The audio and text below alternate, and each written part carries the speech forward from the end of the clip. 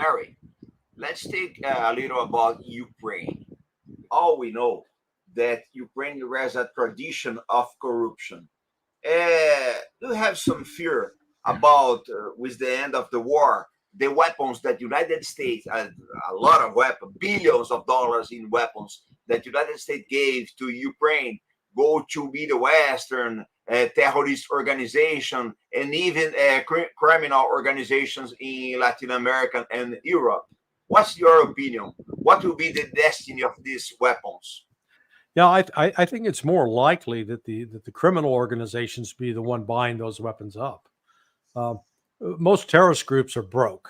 They don't have a lot of money, or if they do have money, it's because it's been given to them by a state sponsor that supported them. So I see you got to always follow the money, and the guys that got the money are the criminal organizations, the drug traffickers in particular. So I've been actually sort of surprised we haven't seen a larger appearance of these weapons in the hands of Hamas, for example, in Gaza. They appear to be using some rather more conventional anti-tank guided missiles, sort of old school RPGs, as opposed to some of the latest, the javelins, the strikers. We're not seeing any of those. So is clearly out of control in Ukraine, and it has been for a year and a half.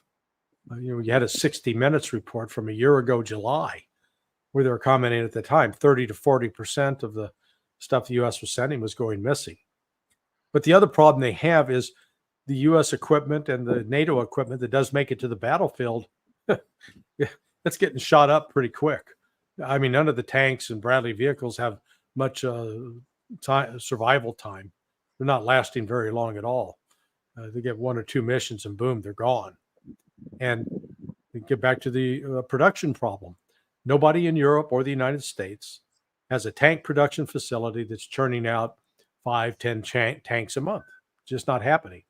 It is happening in Russia. So again, advantage Russia. Thank you, Larry. Marcelo, esse é o próximo aí? Tá fechado, Yes. fechado. Yeah. I think I got it now. Yeah, you listen? Yeah, you're good. Me? Yeah, good. Sorry about that.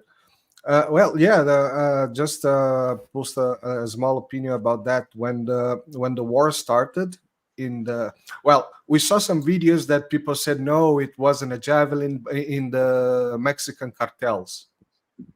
Right. Some videos raised up, but in Brazilian cartels, let's call it like that, in Brazilian drug dealing, I started seeing a lot of videos after the war started in Ukraine. I started to see a lot of videos of very heavy weaponry. Not exactly. I'm not a weapon specialist, but it's not the kind of weapon that normally you're gonna find in the favelas, for example. Helicopters, shooters, and stuff like that. Very, very heavy weaponry. But I mean, just internet videos.